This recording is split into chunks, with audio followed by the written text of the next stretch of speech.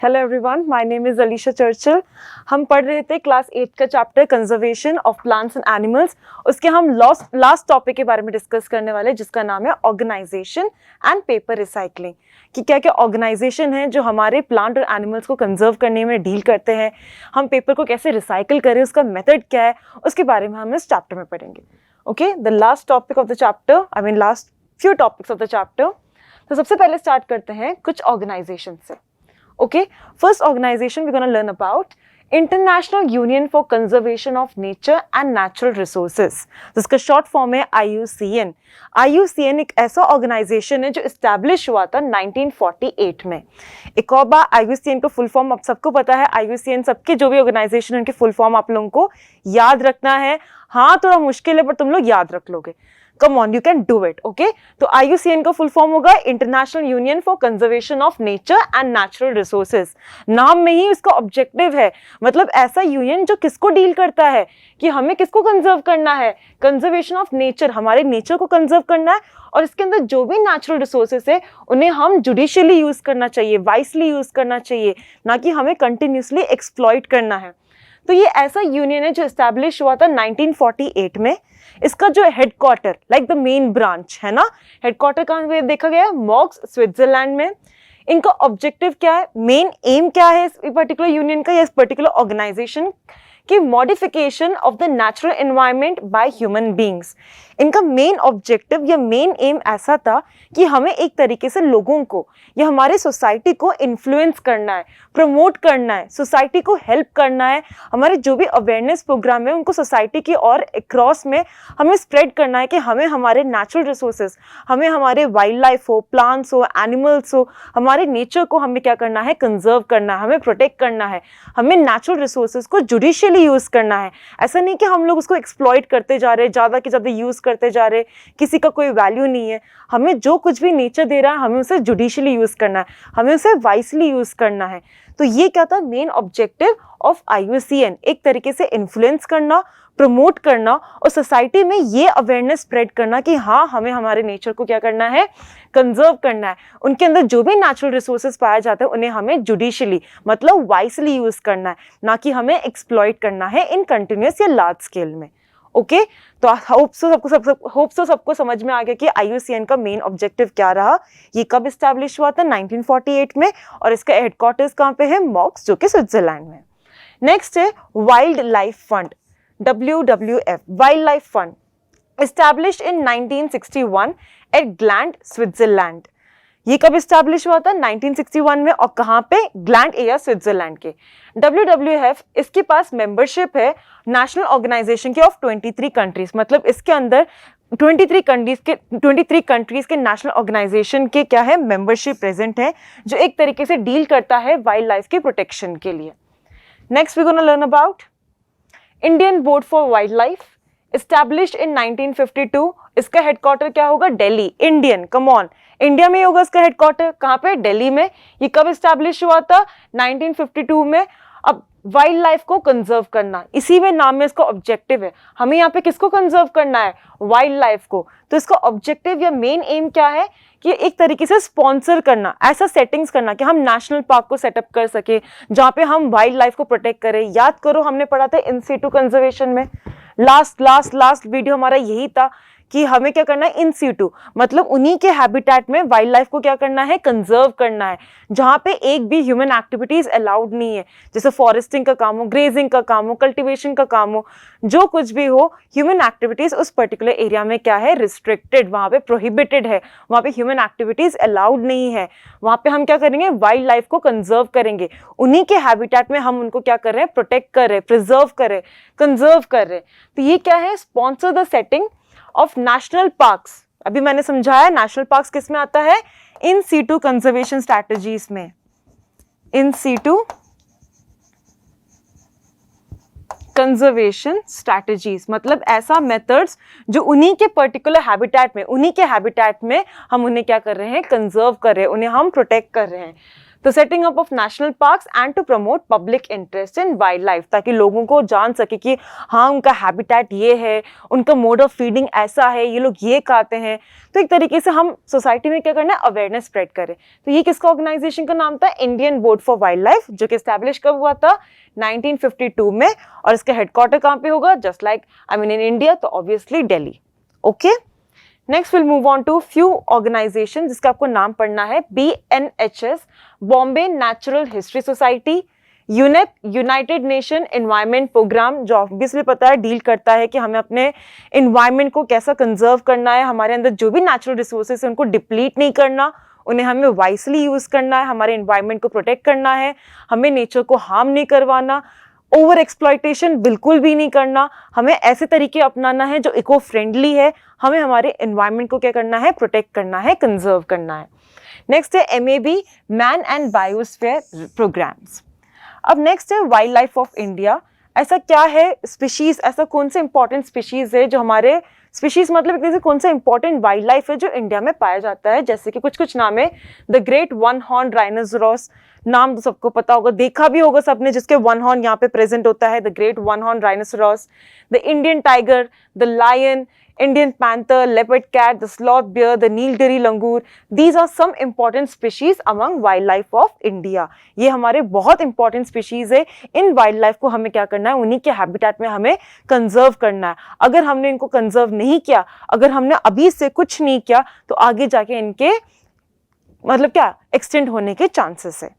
Okay, तो ये था कुछ organizations के बारे में। नेक्स्ट हम पढ़ेंगे पेपर रिसाइकलिंग, कि हम पेपर को कैसे रिसाइकिल करते हैं। ये तो सबको पता है कि पेपर रिसाइकेबल है, हाँ we can recycle paper, but क्या कभी इसके तरीके के बारे में सोचा है कि ऐसा क्या कर रहे हैं हम कि पेपर रिसाइकल हो पा रहा है, ऐसा क्या मेथड्स इन्वॉल्व है, जो हम पढ़ेंगे इस चैप्टर में। Paper recycling, paper is made of cellulose fibre, plant में पाए जाने वाले सेल वॉल, प्लांट के सेल वॉल में पाए जाने वाले कॉम्पोजिशन है सेल्यूलोज। तो पेपर किससे बना होता है, सेल्यूलोज के फाइबर से। Main source of cellulose is wood pulp, would के जो पल्प है वो क्या है, सेल्यूलोज का सोर्स है, वहां से हमें क्या मिलता है, सेल्यूलोज। और वुड पल्प मतलब जो कि बहुत सॉफ्ट है, एक स्पंजी पार्ट है, ट्री का जो सॉफ्ट स्पंजी पार्ट है उसको हम क्या बोलते हैं, पल्प, वुड पल्प। और उस वुड पल्प में क्या प्रेजेंट होगा, सेल्यूलोज होगा, और उस सेल्यूलोज के फाइबर से हम क्या बनाएंगे, पेपर को बनाएंगे। एक और बात बताती हूँ, सेल्यूलोज जो है, सेल्यूलोज के फाइबर से क्या बनता है, पेपर। अभी सेल्यूलोज कहाँ मिलता है, ट्री के वुड पल्प से। पल्प क्या है, जो कि ट्री का एक सॉफ्ट, बहुत ही सॉफ्ट और बहुत ही स्पंज बोलते हैं ना हम, स्पंज टाइप, वैसे स्पंजी पार्ट होता है, और उसमें क्या प्रेजेंट होता है, सेल्यूलोज, जो आगे जाके क्या बनाने में हेल्प करेगा, पेपर बनाने में हेल्प करेगा। हमें पता है पेपर जो है वो बहुत ही इजीली अवेलेबल है, इनएक्सपेंसिव है, इजीली क्या कर सकते हैं हम उसको रिसाइकिल कर सकते हैं। इसमें बहुत इफेक्टिव, मतलब ऐसा हाँ ज्यादा कॉस्टली मेथड्स इन्वॉल्व नहीं है। Paper is one of the few consumer product that are fairly easy and inexpensive to recycle. ये इतना एक्सपेंसिव नहीं कि हम उसको रिसाइकल नहीं कर सकते, बहुत इजीली रिसाइकलेबल है, बहुत इनएक्सपेंसिव है, तो we can easily recycle our paper.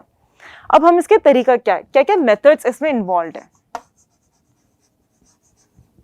सबसे पहला, first, contaminants like plastic are removed. हमें पता है जो प्लास्टिक होता है जो रिसाइकलिंग को डिफिकल्ट कर देता है, पढ़ के आते ना हम कि प्लास्टिक बैग्स यूज मत करो, वो रिसाइकल नहीं होगा। तो हमें क्या करना है, प्लास्टिक्स को, जो भी मान लो पेपर में कुछ ना कुछ कंटामिनेंट्स प्रेजेंट हो, लाइक प्लास्टिक प्रेजेंट हो, जो रिसाइकलिंग की प्रोसेस को डिफिकल्ट कर सकता है, तो हम उन्हें क्या करेंगे, हम उन्हें रिमूव करेंगे। तो first contaminants like plastics are removed. फिर हम पेपर को क्या करेंगे, सॉर्ट करेंगे। देखो, पेपर के रिसाइकलिंग के लिए तुम लोग को बस मेनली तीन स्टेप्स पढ़ना है। सबसे पहला स्टेप होगा कलेक्टिंग। हम पेपर को कलेक्ट कर रहे हैं, उनके रॉ मटेरियल्स को कलेक्ट कर रहे हैं, कलेक्ट करके हम उसको क्या करेंगे, सॉर्ट करेंगे कि हाँ देखो पेपर देखो अलग अलग मटेरियल्स के बने होते हैं, तो हम उनको क्या करें, उसी के हिसाब से हम क्या कर रहे हैं, मटेरियल्स के हिसाब से हम पेपर को क्या करेंगे, सॉर्ट करेंगे। फिर हम उसको प्रोसेस करेंगे। प्रोसेस करना मतलब ऐसे प्रोसेस करेंगे कि आगे जाके वो नए पेपर के फॉर्मेशन कर सके। तो पहले हमने क्या किया, पेपर हमें जो भी मिला उसमें से हमने कंटामिनेंट्स को क्या कर दिया, रिमूव कर दिया। कंटामिनेंट्स जैसे कि प्लास्टिक जो रिसाइकलिंग के प्रोसेस को डिफिकल्ट कर सकता है, तो हमने क्या किया, कंटामिनेंट्स लाइक प्लास्टिक को रिमूव किया। उसके बाद हमने पेपर को क्या किया, सॉर्ट किया मटेरियल के हिसाब से कि किस पेपर किस मटेरियल से बना है उस पेपर, क्योंकि आगे जाके वो दूसरा कुछ बनाएगा ना, different kind of paper will give right to recycle करेंगे तो डिफरेंट मटेरियल्स को देंगे। तो हमने पेपर को क्या किया, सॉर्ट किया। सॉर्ट करने के बाद the sorted paper is pass through pulper. Pulper है, पल्पर क्या है, एक तरीके से ऐसा चीज जिसमें वार्म वाटर और केमिकल्स प्रेजेंट होंगे। पल्पर क्या है, वार्म वाटर एंड केमिकल्स, उसमें गर्म पानी और केमिकल्स पाए जाएंगे जिसको हम क्या किससे पास करेंगे, पेपर। पेपर को हम पल्पर से क्या करेंगे, पास करेंगे। पल्पर क्या है, जिसमें वार्म वाटर और केमिकल्स प्रेजेंट है। इट ब्रेक्स, अब पल्पर से पास होते ही क्या होगा, उसके अंदर जो पेपर होता है, it breaks a paper, paper को क्या करेंगे, वो ब्रेक करेंगे टाइनी स्ट्रैंड्स, मतलब पतले पतले फाइबर्स में, बहुत पतले पतले फाइबर्स में क्या करेंगे, कन्वर्ट करेंगे। तो जो भी केमिकल्स था जो पल्पर में प्रेजेंट था और वार्म वाटर गर्म पानी, जिसकी वजह से पेपर क्या हो गया, टुकड़ों में बट गया, टुकड़ों में बट के इतने पतले पतले स्ट्रैंड्स हो जाएंगे, किसके, सेल्यूलोज के लिए। हम उस पतले पतले स्ट्रैंड्स को हम क्या बोलेंगे, fibres, and slowly into pulp. इतने पतले हो चुके कि अब उसको हम फाइबर्स बोल रहे हो और वो आगे जाके एक सॉफ्ट क्या बन जाएगा, पल्प बन जाएगा। Next, the pulp is then filtered. अब हम इसको क्या करेंगे, पल्प को हम फिल्टर करेंगे, क्योंकि उसमें बहुत सारे कोटिंग्स होंगे, कुछ कुछ एडिटिव्स होंगे, हमने कुछ पेपर बनाते वक्त कुछ चीज ऐड किया गया होगा, कुछ कोटिंग्स डाले होंगे, कुछ केमिकल्स होगा, कुछ कंटामिनेंट्स होंगे। तो इन कंटामिनेंट्स को हमें क्या करना है, फिल्टर करना है। The pulp is then filtered through a number of sieve. Sieve मतलब फिल्टर पेपर जो हम बोलते हैं, सीव प्लेट जिससे हम फिल्टर कर सकते, छन्नी नहीं बोलते, वो एक तरीके से सीव ही है। टू रिमूव इम्प्योरिटीज, तो हमने क्या किया, पल्प को फिल्टर कर लिया ताकि उसके अंदर जो भी इम्प्योरिटीज है, जैसे कि मान लो कुछ कोटिंग्स हो गए या कुछ कंटामिनेंट्स हो गए या इम्प्योरिटीज, इन सबको हमने क्या कर दिया, रिमूव कर दिया। फिल्ट्रेशन का काम, जैसे हम बोलते हैं ना, पानी को फिल्टर करके पिया करो। क्यों पानी को फिल्टर करके पीना है, क्योंकि इसके अंदर जो भी गंदगी है वो सब कुछ क्या हो जाएगा, हट जाएगा, सेपरेट हो जाएगा और हमें क्लीन वाटर मिलेगा। वैसे हमने पल्प को क्या किया, फिल्टर किया कि इसके अंदर जो भी इम्प्योरिटीज हो, भले वो कंटामिनेंट्स हो, भले कुछ केमिकल्स हो या भले कुछ कंटामिनेंट्स हो, वो सब कुछ क्या हो गया, सेपरेट आउट हो गया। Sometimes the pulp undergoes de-inking in a flotation chamber। अच्छा, इससे पहले क्या है ना, मान लो फिल्ट्रेशन में एक और चीज भी है जिसको हम बोलते हैं, एक कोन शेप सिलेंडर होगा, हम क्या करते हैं, इस कोन शेप सिलेंडर में पल्प को डाल देंगे और उसको घुमाएंगे, इतने तेज स्पीड से घुमाएंगे कि उसके जो बड़े बड़े कंटामिनेंट्स होंगे ना, वो सिलेंडर के आउटसाइड फैल जाएगा, जबकि जो लिटिल वन है वो बीचों बीच क्या हो जाएंगे, कलेक्ट हो जाएंगे। ओके, तो sometimes the pulp undergoes D-inking. D-inking मतलब अब पेपर में बहुत सारे प्रिंटिंग की वजह से इंक यूज किया गया होगा, तो हमें क्या करना है, उसको हटाना है। तो हमने क्या किया, डी-इंकिंग मतलब इंक को हटाना। तो sometimes the pulp undergoes de-inking in a flotation chamber to remove printing ink from the paper. Obviously newspaper वगैरह होता है, उसमें प्रिंट करके आता है, तो इंक यूज करके तो प्रिंट करते हो उन चीजों पे, तो हमें क्या करना है, रिसाइकिल करते वक्त हमें इन इंकिंग को क्या करना है, रिमूव करना है। तो हम यहाँ पे क्या कर रहे हैं, डी इंक कर रहे हैं फ्लोटेशन चेंबर में to remove printing ink from the paper. The de-inked pulp is then bleached to make white paper। अब हमने इसका क्या किया, ब्लीच किया, पेपर को तो डी इंक कर दिया, अब हमने इसका क्या किया, ब्लीच किया, ब्लीच करके उसमें किसमें कन्वर्ट कर दिया, व्हाइट पेपर में। The pulp is now ready to be made into paper, is either used as such or mixed with a wood fiber called virgin fiber to give it strength and smoothness। हमें जो pulp मिला, bleach करने के बाद जो white pulp मिला, हम उसको एज इट इज यूज कर सकते हैं, या आपको और स्ट्रेंथ बढ़ाने के लिए, स्मूथनेस बढ़ाने के लिए हम उसको किससे यूज कर, हम इसको किससे मिक्स कर रहे हैं, वुड फाइबर, जिसको हम बोलते हैं वर्जिन फाइबर, उसके साथ हम मिक्स कर सकते हैं ताकि वो एक्स्ट्रा स्ट्रेंथ मिले, स्मूथनेस मिले।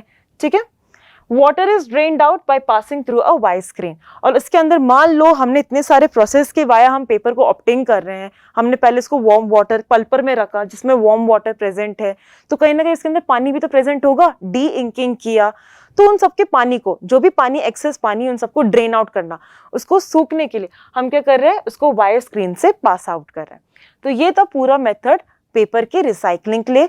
सबसे पहला याद करो हमने क्या किया था, हमने पेपर में सबसे पहला कंटामिनेंट जैसे कि प्लास्टिक हो, उस प्लास्टिक को हमने क्या कर दिया, रिमूव कर दिया, क्योंकि प्लास्टिक रिसाइकलेबल नहीं है, वो रिसाइकल नहीं कर सकते, तो हमें पहले प्लास्टिक को क्या करना था, रिमूव करना था। जैसे हमने प्लास्टिक को रिमूव कर दिया, हमने पेपर को उसके मटेरियल के हिसाब से क्या कर दिया, सॉर्ट कर दिया कि हाँ ये इस मटेरियल से बना, तो उस पेपर को अलग रखा, क्योंकि जो रिसाइकिल किया जाएगा उसका मटेरियल भी अलग होगा। रिसाइकिल करने के बाद हमने क्या किया, सॉर्ट कर दिया, सॉर्ट करने के बाद हमने क्या किया, उसको जो भी है हमने इसको पल्पर से पास किया। पल्पर में क्या प्रेजेंट होगा? Warm water and chemicals. उस वार्म वाटर और केमिकल्स की वजह से जो पेपर था अब उसका क्या हो गया? ब्रेक डाउन हो गया, वो टूट चुका है, और वो भी किस में? बहुत पतले पतले, बहुत ही पतले पतले स्ट्रैंड्स में। और इन पतले स्ट्रैंड्स को हम क्या बोल रहे हैं? फाइबर्स, जो कि सेल्यूलोज का फाइबर्स है। ठीक है, इस फाइबर्स को हमने, और वो आगे जाके क्या बनाएगा? एक बहुत ही सॉफ्ट पल्प बनाएगा। ठीक है, अब मान लो उसमें पल्प में हम ऑब्वियसली पता है पेपर में हम अगर कुछ प्रिंट करना है, न्यूज़पेपर वगैरह वो प्रिंट करके आता है, तो उसमें प्रिंटिंग इंक यूज किया है, तो हमें इस इंक को क्या करना है? रिमूव करना है। तो हमने उसी चेंबर में हम उसको क्या कर दिया? डी इंकिंग कर दिया। अब डी इंकिंग करने के बाद जो भी पल्प था उसको हमने क्या किया? ब्लीच किया। ब्लीच करने से वो किस में कन्वर्ट हो गया? व्हाइट में। अब हम उस पल्प को एज इट इज यूज कर सकते हैं, या अगर हमें इसको एक्स्ट्रा स्ट्रेंथ देना है या एक्स्ट्रा स्मूथनेस देना है तो हम उसको क्या करेंगे? उसको मिक्स करेंगे किससे? वर्जिन फाइबर से। और अगर इसमें एक्सेस पानी प्रेजेंट हो तो हम उसको क्या करेंगे? ड्रेन आउट करेंगे, इसको सोख देंगे bye passing through a wire screen. तो इस मेथड से हमें क्या मिलता है? Paper. So these are the whole methods involved in paper recycling. Next, ये हुई पेपर रिसाइकलिंग के बारे में। और लास्ट हमारे पास एक छोटा सा टॉपिक है जिसको हम बोलते हैं माइग्रेशन।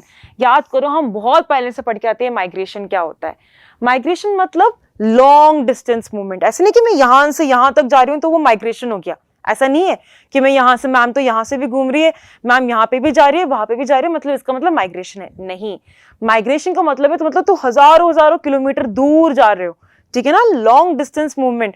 वो भी किसके लिए? या तो तुम्हें खाने की सर्च में, या तुम्हारे हैबिटेट से बहुत अपने जो क्या बोलते हैं क्लाइमेटिक कंडीशन चेंज हो रहा है तो उससे बचने के लिए, या रिप्रोडक्शन के लिए, या अपने एग को ले करने के लिए, किसी भी पर्टिकुलर रीजन की वजह से या सीजनल बेसिस से अगर कोई एनिमल माइग्रेट कर रहा है, अगर कोई animal long distance movement show कर रहा है तो इसको हम क्या बोलते हैं? माइग्रेशन।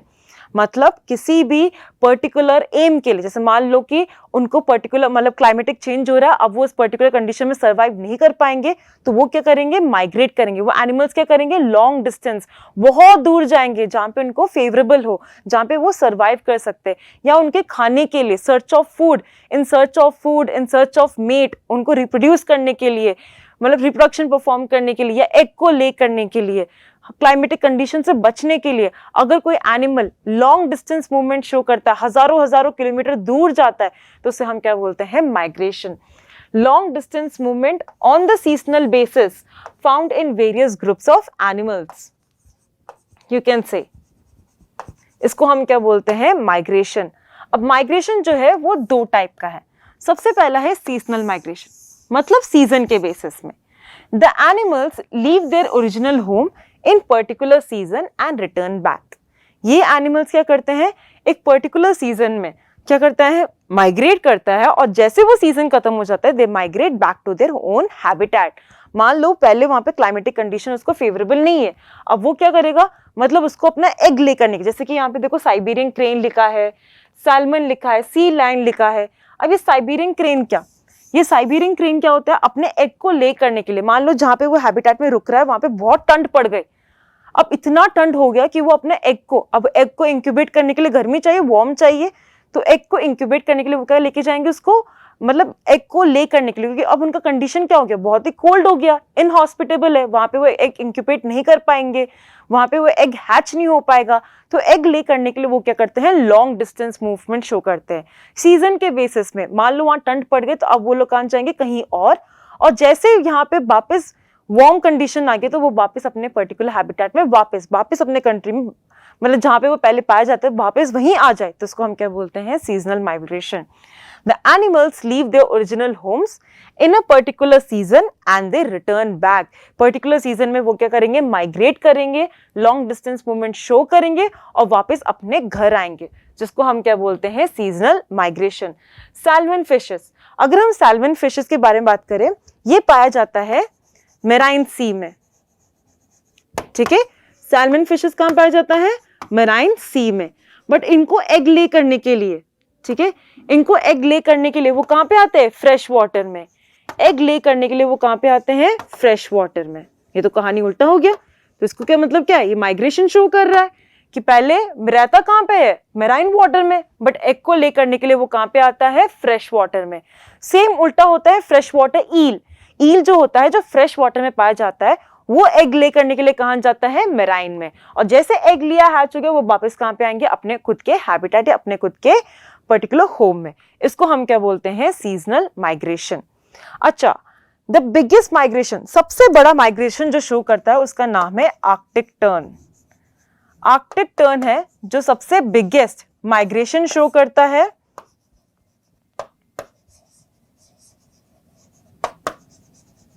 बिगेस्ट माइग्रेशन, वो भी around 71,000 kilometre, 71,000 kilometre. Arctic tern है जो सबसे बड़ा बिगेस्ट माइग्रेशन शो करता है, around 71,000 kilometre from Arctic to Antarctica.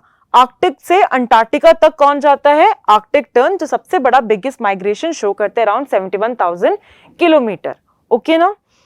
और पोल से इक्वेटर की ओर, पोल पता है ना, पोल से इक्वेटर की ओर एक हम्पबैक व्हेल है, सॉरी,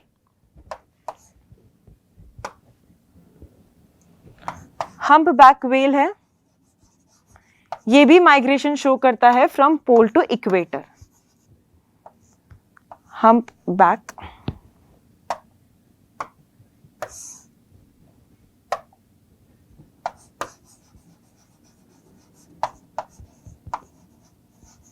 हम्पबैक व्हेल, ये माइग्रेशन शो करता है from poles to equator. I hope so सबको पता है इक्वेटर और पोल्स कहाँ पाए जाते हैं, या अर्थ है, मान लो ये वाला जो एरिया को हम पोल्स बोलेंगे और बीच वालों को हम क्या बोलेंगे, इक्वेटर। तो हम्पबैक व्हेल है, वो माइग्रेशन शो करता है from pole to equator. Okay, from the centre part of the earth to यहाँ पे इक्वेटर तक। ठीक है, तो आर्कटिक टर्न सबसे बड़ा बिगेस्ट माइग्रेशन शो कौन करता है, आर्कटिक टर्न, वो भी अराउंड 71,000 किलोमीटर, कहाँ, हाँ, फ्रॉम आर्कटिक टू अंटार्कटिका। और हम्पबैक व्हेल ऐसा है जो माइग्रेशन शो करता है फ्रॉम पोल टू इक्वेटर। ठीक है, तो ये तो सीजनल माइग्रेशन के बारे में कि हाँ, ये जो वो एनिमल्स है जो अपने एग को या कोई भी पर्टिकुलर कंडीशन की वजह से उस पर्टिकुलर सीजन को छोड़ के दूसरे जगह पे चले जाते हैं, और जैसे यहाँ पे वो सीजन वापस फेवरेबल हो जाता है तो वो वापस अपने होम में रिटर्न करते हैं। The animals leave their original home, एक पर्टिकुलर सीजन में अपने ओरिजिनल होम को छोड़ के कहीं और चले जाते हैं, और जैसे अपने होम में फेवरेबल कंडीशन वापस आ जाता है तो वो अपने होम में क्या करते हैं, रिटर्न करते हैं। इन्हें हम क्या बोलते हैं, सीजनल माइग्रेशन। लास्ट हम पढ़ेंगे परमानेंट माइग्रेशन। परमानेंट मतलब एक बार छोड़ के गया सो गया, अब वो वापस नहीं आने वाला, उसे हम क्या बोलेंगे, permanent migration. Due to unfavourable climatic condition, उनका जो क्लाइमेटिक कंडीशन है वो फेवरेबल नहीं है, वो वहां पे सरवाइव नहीं कर पा रहा है, या वाटर की स्कैर्सिटी है, मतलब वाटर की बहुत कमी है, शेल्टर नहीं है, फूड नहीं है, वाटर की कमी है, कंडीशन बिल्कुल भी अच्छा नहीं है, तो ये एनिमल्स क्या करेंगे, परमानेंटली अपने हैबिटेट को छोड़ के, मतलब अपने घर को छोड़ के वो परमानेंटली कहीं और क्या हो जाएंगे, माइग्रेट हो जाएंगे, जहाँ पे उनको खाना भी मिलता हो, पानी भी प्रेजेंट हो, शेल्टर भी मिल रहा हो। तो इन माइग्रेशन को हम क्या बोलते हैं, permanent migration. Due to unfavourable climatic factors, scarcity of water, shelter and food, animals permanently migrate to other parts where conditions are favorable। मतलब unfavorable condition से कहाँ की ओर माइग्रेट कर रहे हैं,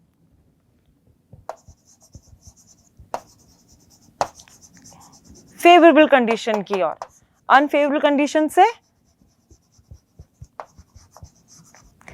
फेवरेबल कंडीशन की ओर माइग्रेट करना।